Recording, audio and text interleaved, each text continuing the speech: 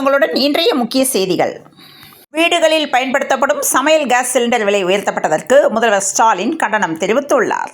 சென்னை விமான நிலையத்தில் உள்கட்டமைப்பு வசதிகளை சரி செய்ய வேண்டுமென ஒன்றிய அரசுக்கு தயாநிதி மாறன் எம்பி கடிதம் அனுப்பியுள்ளார். பாஜக தலைவர் நயினார் நாகேந்திரன் டெல்லிக்கு புறப்பட்டு சென்றுள்ளார். அங்கு அவர் அமைச்சர்கள் அமித்ஷா, ஜே.பி. நட்டா மற்றும் பிற முக்கிய பாஜக தலைவர்களை சந்தித்து பேச உள்ளதாக தகவலறிந்த வட்டாரங்கள் தெரிவிக்கின்றன.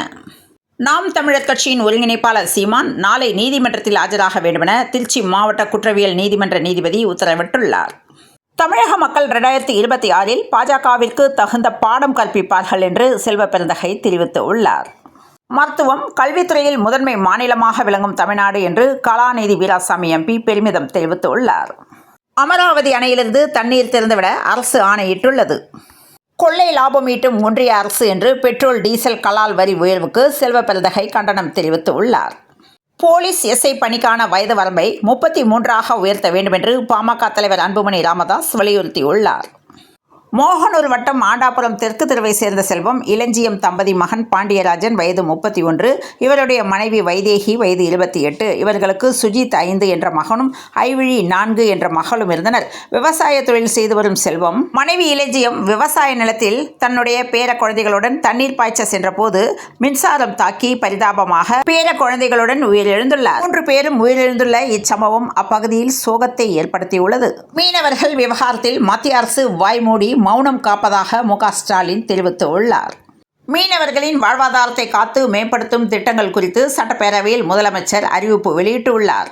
தமிழக சட்டப்பேரவையில் இன்று அந்த தியாகி யார் என்ற வாசகம் பொறித்த பேட்ஜ் அணிந்து வந்த அதிமுக எம்எல்ஏக்கள் அமளியில் ஈடுபட்டு பதாகைகளை காட்டியதால் அவையிலிருந்து வெளியேற்றப்பட்டனர். பேரவையிலிருந்து அதிமுகவினர் வெளியேற்றப்பட்ட நிலையில் செங்கோட்டையன் மற்றும் உள்ளே இருந்துள்ளார். கச்சத்தீவு திமுக ஆட்சியில் தாரை வார்க்கப்பட்டதை முதலமைச்சர் மறைக்கிறார் என்று எடப்பாடி பழனிசாமி பேசியுள்ளார். ராமநாதபுரம் மாவட்டத்தில் அமைந்துள்ள தனுஷ்கோடி ஒரு காலத்தில் தொழில் செய்யும் நகரமாக இருந்தது. அதன் பின்னர் 1964ஆம் ஆண்டு ஏற்பட்ட புயலால் அந்த நகரமே கடலில் மூழ்கியது. அதன் பின்னர் அங்கு எஞ்சியிருக்கும் பழைய தேவாலயம், ரயில் நிலையம், தபால் நிலையம் போன்ற இடங்களை சுற்றுலா பயணிகள் சென்று ரசித்து சுற்றி பார்த்து வருகின்றனர். இப்படி மாட்டிக்கிட்டே பங்கு திருட சென்ற இடத்தில் கையும் களவுமாக சிக்கிக்கொண்ட திருடன். சென்னையில் வீடு ஒன்றில் திருட சென்ற திருடன் போலீசார் வருவதை கண்டதும் கட்டிலுக்கு அடியில் பதுங்கிய நிலையில் பின் போலீசாரிடம் கையும் களவுமாக மாட்டிக்கொண்ட சம்பவம் அரங்கேறி பரபரப்பினை ஏற்படுத்தியுள்ளது.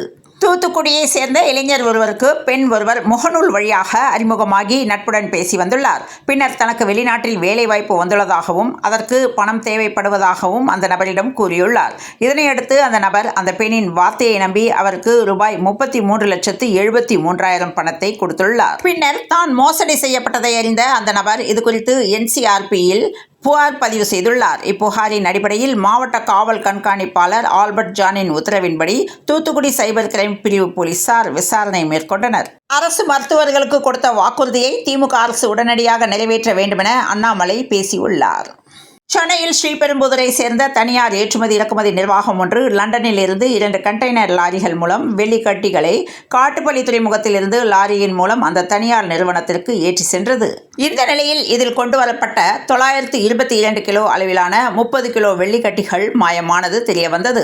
இதனைத் தொடர்ந்து கண்டெய்னரில் பொருத்தப்பட்டிருந்த GPS கருவியை தனியார் நிர்வாக அதிகாரிகள் ஆய்வு செய்தனர். துறைமுகத்திலிருந்து கண்டெய்னர் அனுப்பப்பட்டதை அடுத்து 2 முறை கண்டெய்னர் திறக்கப்பட்டிருப்பது தெரியவந்தது. இதனால் வெள்ளிக்கட்டிகள் மாயமானது உறுதியாகியுள்ளது. சென்னை பட்டாளம் பகுதியைச் சேர்ந்த சிறுவன் சூர்யா வயது 11. இவர் இன்று தனது வீட்டில் உள்ள டேபிள் ஃபேனை இயக்க முயற்சித்துள்ளார். டேபிள் ஃபேனை இயக்கிய போது மின்சாரம் தாக்கி சிறுவன் பரிதாபமாக உயிரிழந்துள்ளார். சோழவரம் அருகே போக்குவரத்து நெரிசலில் நின்று கொண்டிருந்த ஆவடி காவல் ஆணையர் காரின் மீது பின்னால் நின்ற லாரி மோதியது. இந்த விபத்தில் கார் பலத்த சேதமடைந்த நிலையில் காவல் ஆணையர் சிறு காயங்களுடன் உயிர் தப்பினார். கேஸ் சிலிண்டர் விலை உயர்வை உடனடியாக திரும்பப் பெற வேண்டுமென ராமதாஸ் தெரிவித்துள்ளார். தமிழகத்தில் பள்ளிகளில் 1 முதல் 3ஆம் வகுப்புகளுக்கு 12ஆம் தேதி முதல் கோடை விடுமுறை தொடங்குகிறது. அதேபோல 4, 5ஆம் வகுப்புகளுக்கு 18ஆம் தேதியும் 6 முதல் 9 வரையிலான வகுப்புகளுக்கு 25ஆம் தேதியும் கோடை விடுமுறை தொடங்குகிறது. இந்நிலையில் கோடை வெயில் காரணமாக தமிழகத்தில் பள்ளிகளுக்கான விடுமுறை காலம் நீட்டிக்கப்படலாம் என தகவல் வெளியானது. கோவை ஜிஎன் மில்ஸ் பகுதியைச் சேர்ந்தவர் ஜான் ஜெபராஜ். மத போதகரான இவர் கிறிஸ்தவ பாடல்கள் மூலம் இளைஞர்களை கவரும் விதமாக பாடி மத போதனைகளில் ஈடுபட்டு வருகிறார். கோவை மட்டுமின்றி தமிழகத்தின் பல்வேறு பகுதிகளிலும் கேரளா, கர்நாடகா போன்ற அண்டை மாநிலங்களுக்கும் சென்று இசை நிகழ்ச்சிகள் நடத்தி கிறிஸ்தவ மத பாடல்களை பாடி நிகழ்ச்சிகளை நடத்தி வருகின்ற நிலையில் இவர் கடந்த 2024ஆம் ஆண்டு மே 21ஆம் தேதி தனது இல்லத்தில் நடந்த பார்ட்டி ஒன்றின் போது அதில் கலந்து கொள்ள வந்திருந்த 17 வயது மற்றும் 14 வயது சிறுமிகளை பாலியல் சீண்டல் செய்ததாக கூறப்படுகிறது. இந்நிலையில் இந்த தகவல் வெளியான நிலையில் அனைத்து மகளிர் காவல்துறையினர் கவனத்திற்கு கொண்டு செல்லப்பட்டது. விசாரணையின் வீட்டில் நடந்த பார்ட்டியின் பொழுது 17 வயது சிறுமியையும் அவருடன் இருந்த 14 வயது சிறுமியையும் பாலியல் சீண்டல் செய்தது உறுதிப்படுத்தப்பட்டது. இதுகுறித்து விசாரணை மேற்கொண்ட மத்திய மகளிர் காவல்துறையினர் மதபோதகர் ஜான் ஜெபராஜ் மீது போக்சோ சட்டப்பிரிவின் கீழ் வழக்கு பதிவு செய்தனர். மதபோதகர் ஜான் ஜெபராஜ் தலைமறைவான நிலையில் அவரை பிடிக்க தனிப்படை அமைக்கப்பட்டுள்ளது. தமிழக சட்டசபைக்கு அடுத்த ஆண்டு தேர்தல் நடைபெற உள்ளது. தேர்தலுக்கு இன்னும் ஓராண்டு உள்ள நிலையில் கூட்டணி உள்ளிட்ட பல்வேறு நடவடிக்கைகளை அரசியல் கட்சிகள் தற்போதே தொடங்கிவிட்டன. இந்நிலையில் செங்கல்பட்டு மாவட்டம் காட்டாங்குளத்தூரில் உள்ள தனியார் பல்கலைக்கழகத்தில் நடைபெற்ற நிகழ்ச்சியில் நாம் தமிழர் ஒருங்கிணைப்பாளர் சீமான் கலந்து கொண்டார். நிகழ்ச்சியில் சீமான் பேசியபோது பொழுதுபோக்கு கேளிக்கையில் நாட்டம் கொண்ட மக்களை புரட்சிக்கு தயார் செய்வது கடினம். கேளிக்கை வேறு, போராட்டம் புரட்சி வேறு. உங்களுக்கான தலைவரை பொழுதுபோக்கு தளத்தில் தேடாதீர்கள், போராட்ட களத்தில் தேடுங்கள்.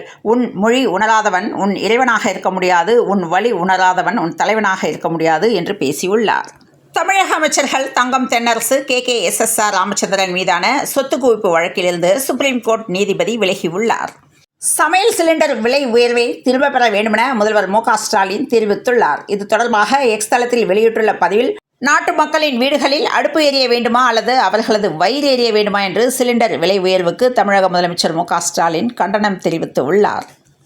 தமிழ்நாடு சட்டப்பேரவையில் மானிய கோரிக்கை மீதான விவாதம் நடைபெற்று வருகிறது. இன்று சென்னை பெருநகர் வளர்ச்சி குழுமத்தின் மானிய கோரிக்கை மீதான விவாதம் நடைபெற்றது. இதில் அமைச்சர் சேகர்பாபு புதிய அறிவிப்புகளை வெளியிட்டுள்ளார். +2 பொதுத் தேர்வு முடிவுகள் வெளியிடப்படும் தேதி குறித்து வதந்தி பரவிய நிலையில் பள்ளி கல்வித்துறை தரப்பிலிருந்து முக்கிய தகவல் வெளியாகியுள்ளது. +2 பொதுத் தேர்வு முடிவுகள் ஏற்கனவே திட்டமிட்டபடி மே 9ஆம் தேதியும் மே 10ஆம் தேதி +1 10ஆம் வகுப்பு தேர்வு முடிவுகளும் வெளியாகும் என்று தெரிவிக்கப்பட்டுள்ளது. சென்னையில் ரூபாய் 22 கோடியில் 6 அமுதம் அங்காடிகள் அமைக்கப்படும் என்று சட்டப்பேரவையில் அமைச்சர் சேகர்பாபு அறிவித்துள்ளார். மகாவீர் ஜெயந்தி தினத்தை முன்னிட்டு சென்னை மாநகராட்சி கட்டுப்பாட்டில் இயங்கும் 4 இறைச்சி கூடங்கள் ஏப்ரல் 10ஆம் தேதி மூடப்பட உள்ளன. தமிழ்நாட்டின் பழமையான நகரங்களில் ஒன்று ராமநாதபுரம். ராமநாதபுரம் மாவட்டத்தில் உள்ள ராமேஸ்வரத்திற்கு உள் மாநிலங்களில் மட்டுமல்லாது வெளிநாடுகளில் இருந்தும் சுற்றுலா பயணிகள் குவிகின்றனர். பிரான்ஸ் நாட்டில் நடைபெற்ற கால்பந்து போட்டி ஒன்றின் போது பாராசூட் சாகசத்திற்கு ஏற்பாடு செய்யப்பட்டிருந்த திட்டத்தின்படி விமானத்திலிருந்து பாராசூட் மூலம் குதிக்கும் அந்த நபர் கையில் கால்பந்துடன் மைதானத்தில் தரையிறங்க வேண்டும். ஆனால் காற்றினால் திசை மாறவே மைதானத்தின் மேற்கூரையில் அந்த வீரர் சிக்கிக் கொண்டார். இதனால் மைதானத்தில் குழுமி இருந்தவர்கள் அதிர்ச்சி அடைந்தனர். எனினும் துரிதமான செயல்பாட்டால் மின்சாரத்தில் இயங்கும் ஏணி மூலம் அந்த பாராசூட் வீரர் பத்திரமாக மீட்கப்பட்டார். இதனால் கால்பந்து போட்டி 45 நிமிடம் தாமதமாக தொடங்கியது. ரன் அவுட் செய்ய முயற்சித்த பும்ரா, விராட் கோலி கொடுத்த ரியாக்ஷன் வீடியோ வைரலாகியுள்ளது. T20யில் 13,000 ரன்களை கடந்து வரலாறு படைத்த கோலி மும்பைக்கு எதிராக RCB 721 ரன்கள் குவித்தது. சென்னையில் இன்று 27 கேரட் ஆபரண தங்கத்தின் விலை ஒரு சவரன் 66,780 ரூபாய்க்கும் 1 கிராம் 8,285 ரூபாய்க்கும் விற்பனையானது. தெற்கு வங்கக்கடல் மற்றும் அதனை ஒட்டிய பகுதிகளின் மேல் வளிமண்டல மேலடுக்கு சுழற்சி நிலவுகிறது. இதன் காரணமாக தமிழகத்தின் டெல்டா மாவட்டங்களில் கடந்த சில நாட்களாக கனமழை பெய்து வருகிறது. வங்கக்கடலில் வளிமண்டல மேலடுக்கு சுழற்சி நிலவுவதால் இன்று அல்லது நாளை காற்றழுத்த தாழ்வு பகுதி உருவாக வாய்ப்பு உள்ளதாக சென்னை வானிலை ஆய்வு மையம் தகவல் தெரிவித்துள்ளது. தொடர்ந்து இணைந்திருங்கள் பிரபாஸ் கர்மம் செய்திகளுடன். மீண்டும் மற்றொரு செய்தியில் சந்திப்போம். நன்றி, வணக்கம்.